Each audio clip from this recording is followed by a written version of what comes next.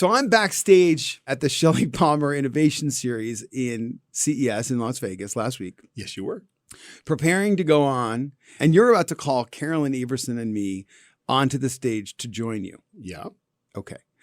I remembered about 3 minutes before we got on stage that one of the ones I didn't give back was Carolyn Everson. I forgot to give her domain name back. So this whole time I've owned carolyneverson.com, .edu, whatever. Not everyone can say they own Carolyn Everson. I do. Not even Mark and Cheryl. So now we have to figure out, like, what's it worth to her? So what did Carolyn say? She's so nice. She didn't even ask for it back. Like, I think what are she you doesn't going know to do what with say. it? Well, but I'm actually going to ask people's opinion. Like, what do people think I should do? I own Carolyn Everson's domain name. What do people think I should do with it? What should happen when you go to that domain, that website? What should be there? No, I know. For Think About This, we'll just redirect it to put Think our About ad, This. That's right. .fm. That's a good idea. Just a quick redirect. Okay, I like it. That's awesome. And then ultimately, in this week, I'm going to call Carolyn and we're going to figure out a way to give it back to her. Well, essentially, we're turning Carolyn Everson to herself. Yes. But before we do that, we're turning her into a marketing campaign for us. Perfect. So that's what we should do. I like your idea. Let's make her domain name redirect to our podcast. That's outstanding. I'm Shelly Palmer. I'm Ross Martin. You're listening to Think About This. The more you visit Carolyn Everson's website, the more you listen to us at this point.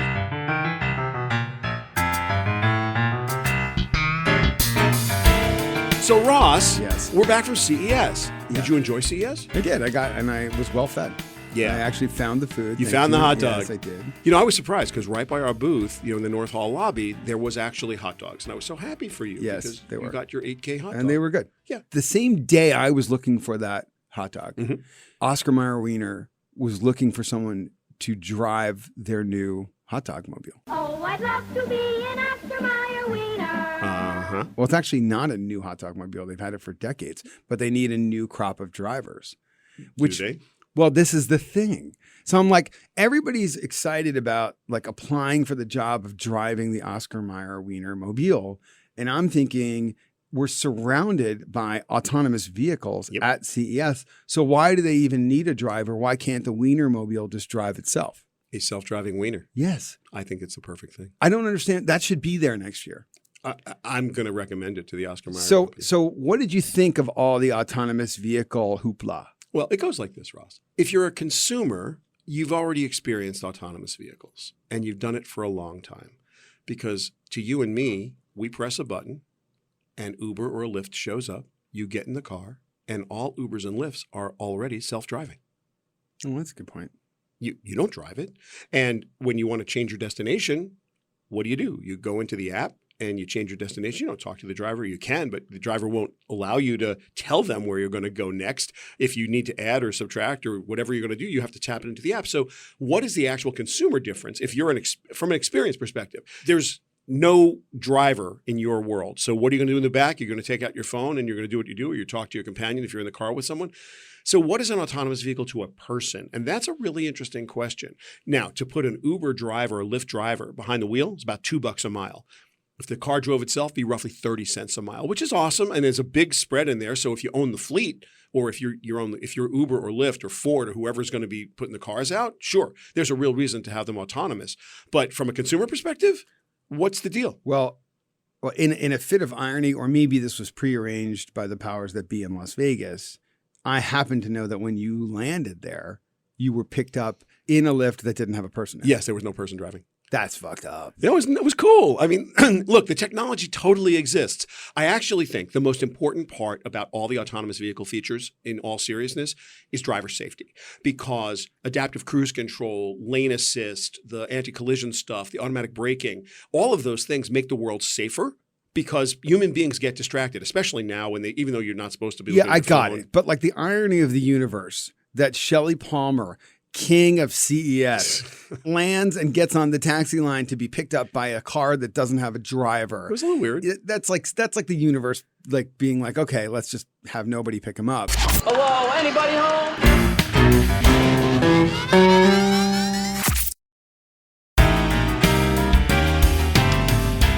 So Ross, we're back from CES, and boy, are my arms tired. Yeah. You look really good. I mean, I know that I was messed up. You were messed up. When I saw you when we got off stage, I thought you were going to collapse. So let me set this up. We had the Shelly Palmer Innovation Series Summit in Las Vegas on Wednesday at 7 o'clock in the morning. There were 1,000 people online, 1,500 people show up. Amazing sponsors, Samsung, Google, Facebook. We had Ad Week. Our friends here at Westwood One even showed up. Internet of Things Consortium, fabulous CW Network, fabulous sponsors and supporting partners. What an incredible crowd. The whole industry showed up. First thing in the morning on a Wednesday. When I got there, I'm thinking like, yeah, this is like the crack of dawn. And by the way, nobody probably even went to bed the night before. Probably I'm like, no, who's coming? Who is coming? There's 1,000 people outside waiting to get in. So I'm like, oh, yeah. So this is the okay. 8th annual innovation series. We've never done one this size. They've always been smaller breakfasts in the 400, 500, 600 people range. This is the first time we've had 1,500 people at the Encore Theater. It was literally the hottest ticket at CES. I had people DMing me asking me for tickets. Wow, that's great.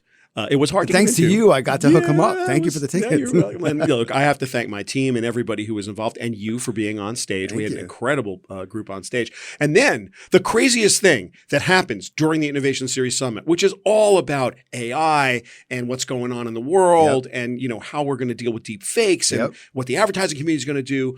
Suzanne Grimes from Westwood One comes on stage and calls us up there, calls us out.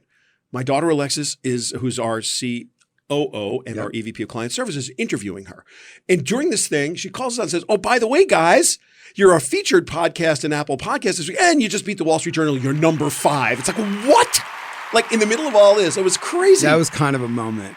I couldn't believe that happened. So yeah, we did. We hit number 5. Like, people are listening. Thank you. Thank you, people listening. Thank you for being. For all the 5-star ratings and the reviews, sharing with your friends. It's honestly, been amazing. Ross, we didn't know we were going to hit number 5 when we were on stage. In my life, I have neither ever been this surprised or this humbled by anything. Like, this one took me off guard. So I didn't quite know what to do, but it was an incredible experience. And again, thanks for listening. Thanks for the 5-star reviews. Thanks to everybody who came to the summit. Thanks to my team for putting on the summit. Now I want to talk about something that happened at the summit that really got to me. And I know it got to you too. Oh yeah. Our good friend, Carolyn Everson, who was in episode 3, who we got to grill a little bit, was willing to come on stage. She had a very rough December, as you know, and she was willing to come on stage and talk a little bit about where Facebook is right now. And they're still in the news on a regular basis. And now that the political season is super heated up, Facebook's probably as newsworthy as ever. And let me set the stage for everyone who's listening who wasn't at the Innovation Series Summit in Las Vegas. So we get out, and Carolyn, large applause, and Ross is there, and every huggy. And hey, Ross walks right up to Carolyn and says, say, Carolyn, I know that these are the approved questions, and Mark and Cheryl approved them. Are they here? And when I said, Mark, Cheryl, are you guys here? That's what you said. Turns out they weren't. No. And what did you do? I threw the questions out into the crowd. Nicely done, Ross. So I said, I'm not going to ask these questions. So then we just interviewed her. Well, we did, but also I did hold her hand again because I was nervous for her. Yeah. Because I knew what we were about to do. Yeah, and we did it. Now, for those of you who are listening, this was recorded in Las Vegas on Wednesday morning after I had the worst night the night before, lost my voice in a way that probably was, I don't know, awful for a stage show. So I'm not going to sound like I sound right now because I'm better. Right. I'm over the CES plague and over my voice. So what you're going to hear is what was recorded as it happened at the Shelly Palmer Innovation Series Summit in Las Vegas in the Encore Theater in front of roughly 1,500 onlookers who were all waiting to hear anything Carolyn had to say about why Facebook does what Facebook does. Let's have a listen. Please welcome Carolyn Everson, Vice President, Global Business Group, Facebook. How are you? Well, this is a tough week for me.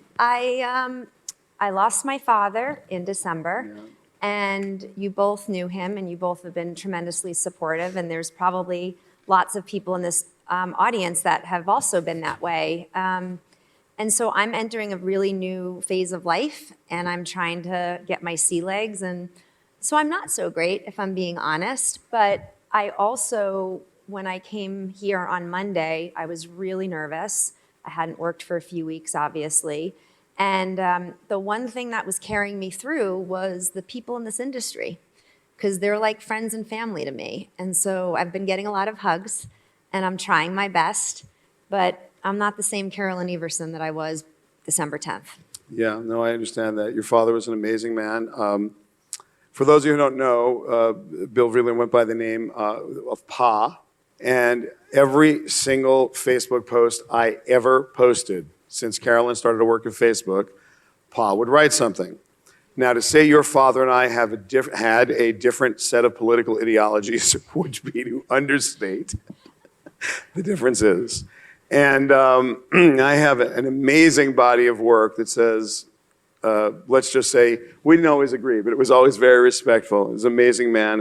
I will say that Facebook traffic went down. Yes, When my your dad ratio was passed away. destroyed. It's true. I'm Because very he was concerned generating about so Facebook much. engagement. He was generating because- so much engagement. Yeah. Well, yes, he somehow managed to comment on well over 100 people's posts every day. Oh, can't now I believe feel we're terrible. talking I thought about I was special. Well, you were. You had more intimate conversations with him, but I'm looking to figure out how to keep his positivity. That is one of the things he taught me, and several folks in the industry have approached me and said, Pa somehow needs to continue in a virtual way for positivity, and so we're thinking up some ideas. We'll see. So your dad's favorite subject was politics, Yes, he which loved is it. a wonderful segue, and I thank him for the segue, to the questions we're about to ask you about why the hell you continue to take political ads. I feel like such an asshole for doing that, but it's fine. I'm Hold asking. on. You don't need to be that way. Carolyn, why does Facebook take political ads? Okay, so look, it would be really easy to not take them. It's a tiny percentage of the revenue, so it's not about money.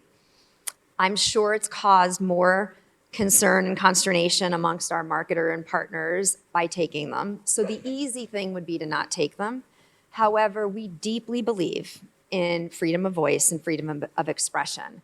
And I'm old enough to remember how important giving people voice was in the US and how the US led a lot of philosophy on democracy, and people around the world want to hear from a range of political candidates. They want to be able to have choice. And our platform is a really incredible way for the 70 to 90 average number of elections that happen around the year.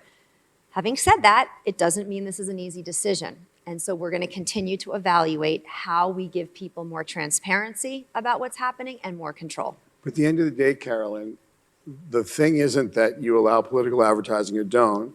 It's that you have a policy that says that when a politician flat out lies, you guys aren't going to take it down. So help us understand how it is I'm allowed to lie on Facebook. Well, let me divide this into two things. I want to be clear.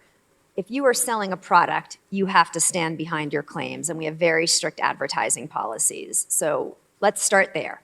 We don't want politicians to lie. And none of us do. It's not good for any democracy around the world. But here's what I do know. I haven't met a single person that says, you know what, Facebook, you should be the arbiter of truth. You should determine who's lying and who's telling the truth. We don't have that ability. No one wants us to do that. Are there certain things that politicians can't do? Of course. They can't say things that could incite violence or create harm. They can't do anything around misrepresentation of voting to mislead people around voting practices. But we are not the people or the company to be the arbiter of truth. The way I think about it is the data stream. Everybody in this room has a Facebook account. Let me just see your hands if you have a Facebook account. That would be 100% of you. So if you all take your phones out right this second, every one of you take your phones out, you open up your Facebook app, and everybody starts scrolling as fast as you can scroll for 10 seconds and then stop. What you're going to be looking at is a custom feed that was scrolling roughly 60 frames a second that was based on every action you've ever taken on Facebook from the beginning of the time you ever touched Facebook. So technologically, this is an insane infrastructure. It's amazingly complex, and we get that. But at the end of the day, I got to think to myself, there has to be a way for the technology that's able to do that to somehow govern. And the part that I'm most interested in understanding is, if you guys did decide the way the algorithm is what I'm looking at for my normal looking at, what's to stop you from sending me the things that someone else wants me to think that way if they're tricking the algorithm? Like, how do I trust what I see on Facebook now in an election year? I think that it is up to people. It is not, we do not believe a company should decide what people should believe or not believe. We believe people should decide that. And we have tried, and we're going to continue to try. So this is not, closed chapter. What we have right now is it. One of the things that I'm very proud of as a company is that we are a learning organization. We say we're a learning organization that never graduates. So we're constantly challenging each other internally, externally with policy to see how we can do better. But we want to give people more control. So right now with advertising, people can control. If they don't want to see certain ads, they can tell us. If they don't want their off Facebook activity to be used for targeting, they can tell us. We just launched a privacy checkup this week, which we've been doing over the course of the last 2 years. This one I'm very proud of because it's simple to use. It's very clear. Who are you posting? Where is it being shared with? How can people find you? Is your email publicly available or your phone number? Do you want that? Do you don't want that? Do you want access data from apps and websites to be used? Yes or no? It's very, very clear. And I think you're going to see this is not just a Facebook phenomenon. The entire industry has to work together on giving people confidence that their data is secure and that they are in control. I'm not sure everybody here, as popular apparently as Think About This with Shelly Palmer Ross Martin is, I'm not sure everybody heard the episode that you were on. And I think the only thing worse than you guys not censoring the news feed for political insanity would be if you did. Because I'm not sure that I want Mark Zuckerberg to be the king of the internet, and I don't think I want him deciding what I see. I don't think I do. But on the other hand, how would you go ahead and vet? Like that, at the time of the last episode that you were on, the Biden campaign was in the gun sights, and the Trump campaign had put in an ad that was clearly not correct about something, and you said to me, how do we know? You believe that one side of that is true, and other people believe the other side of that is true. How is Facebook supposed to know? That's right. So, we don't know. And you don't know either. We were not in the room. We were not in the room when any of those claims were made about Biden. I have my personal beliefs. I'm sure you do too. Sure, I'm of sure course I everybody does. But that's not the way you want a company. You do not want a public or private company dictating what people see and believe. You want people to decide that. And we think people, again, if we give people control and transparency, we have now the most transparent political ad platform in the world. Every political ad is archived in the library for 7 years. You can see who paid for that ad. You can see the reach of that ad. You can search, and we're going to make that functionality. We'll continue to improve that. But that ad library is there. So really, to prevent the kind of manipulation that occurred in 2016 when you had a foreign actor show ads on both sides of the issues, now that's going to be very, very obvious. And we want help. We want help. We believe there should be regulation around election integrity in the digital space. We do not believe Facebook should be deciding what that is. So I've got a question I have to ask you, because we have a room full of business leaders, and most of the people in this room are marketers or involved in marketing and technology and at that nexus. All of us want to be the architect of the future we want to live in. Carolyn, what can people take away from this morning? Action that they can do tomorrow that they would not have done today had you not told, look, what do you need to do as a business leader to try and contribute to the solution as opposed to just bitch about the problem? Well, if privacy is not one of your top, privacy and policy is not one of your top 1 or 2 priorities as a marketer today, I would suggest it has to be. And what happens in absence, so if you look about the course, we're in 2020. So in the last 10 years, think of how fast the technology has changed. The iPad wasn't even here in January of 2010. Came out in April of 2010. So that's how fast it's changed.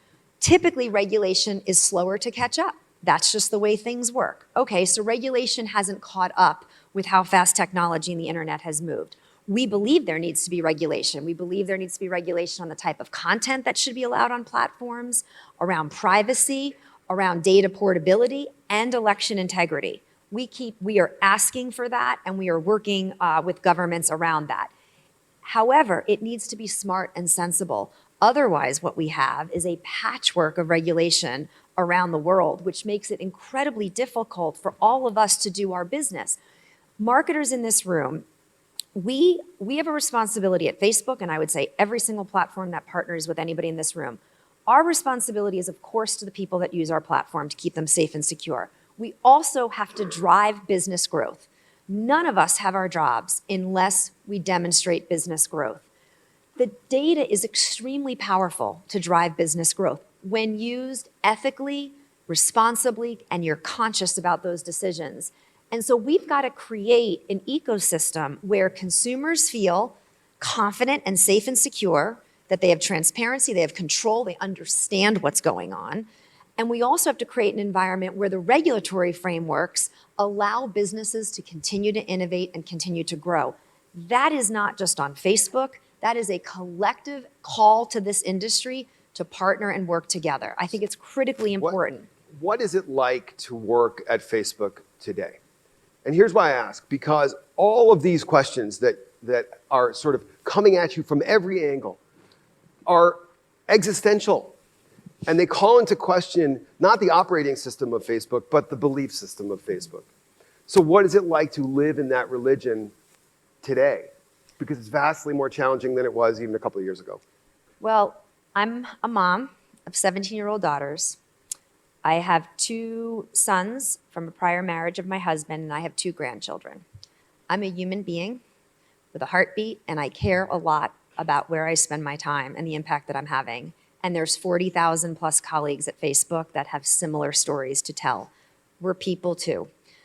So what is it like to work at Facebook? There are days where it's extremely challenging because of what is said out in the public, and you know inside that those things are just not accurate.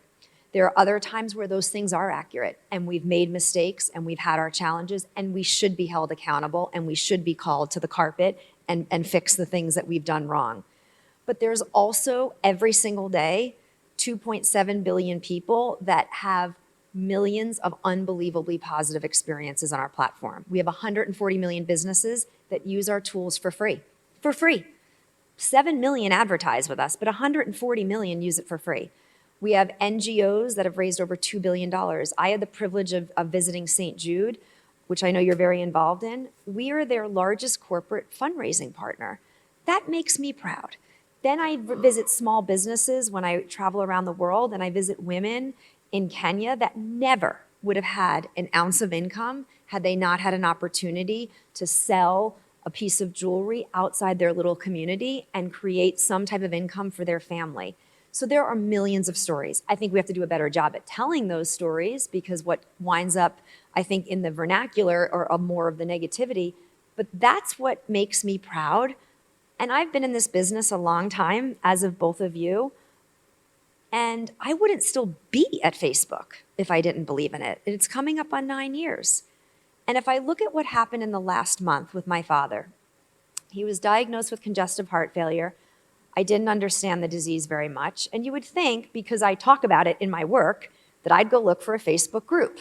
And I didn't for the first hospital stay. Didn't even think of it. I was so worried about him.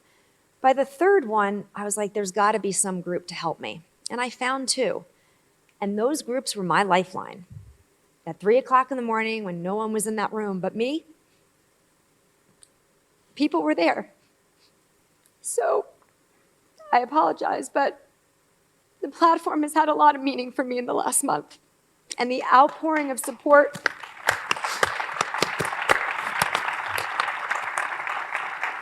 the outpouring of support that I can go back to, which I do, and my mom does, you know, there's never been anything created like that.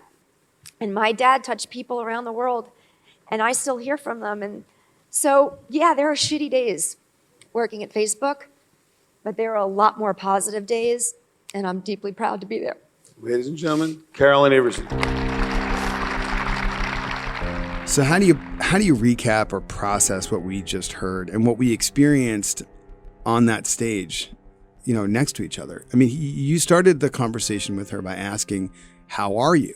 Yeah. And in the world we live in today, you almost don't expect someone to ever answer that question honestly. No. But not only did Carolyn answer it honestly, she created a moment of human vulnerability that we never get to experience today. Certainly not at CES, and certainly not on stage in front of 1,500 people. And she said, "You know what, Shelly? I'm not okay." Yeah. Well, and she had a good reason not to be okay. And Carolyn is really one of the most open people I know in the world. And she's not just open to us because we're friends. She kind of is who she is. I mean, you know her.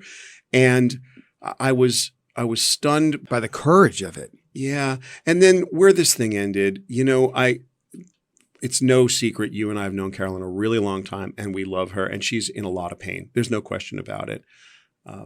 Neither of us wanted her to cry, and neither of us wanted her to feel bad at the end of this. And well, there were two moments that I felt were extraordinary. One was that Carolyn talked about how in a world filled with existential questions about Facebook, where she works, Facebook itself, the communities she found, that's what gave her comfort in the darkest moments. She found people who were experiencing what she was experiencing with the loss of her father, and that is what helped get her through. And you forget how meaningful that can be to you. And to see Carolyn in a completely other way find something she needed out of Facebook. People who were going through the exact same thing she was going through with her dad. I thought that was a very powerful moment. The other incredible moment was the response that the CES crowd, 1,500 people, gave to Carolyn. It was almost like the biggest hug you could possibly get. And that sort of embrace from the CES community. I was actually, I was very, very touched by that. We have been very lucky, Ross, you and I and Carolyn too. There were a lot of business leaders in that room, a lot of people there were a lot of people in the room, but everyone kind of knows each other. This is our community. And it was wonderful to feel that emotion coming from that crowd. It really validated all the things that we've done. And not to get too corny, it made me feel really good to do what we do. And it made me feel very proud of the people we do it with. Me too. So on behalf of us both, a deep debt of gratitude to Carolyn for the courage to come on stage and open up like that about her job, but also about her life. And a big thank you to the entire community that embraced her and has embraced us on this journey. Thank you for downloading and subscribing to Think About This with Shelly Palmer and Ross Martin. If you think you know less than you did before, well, just wait until our next episode on the Westwood One Podcast Network.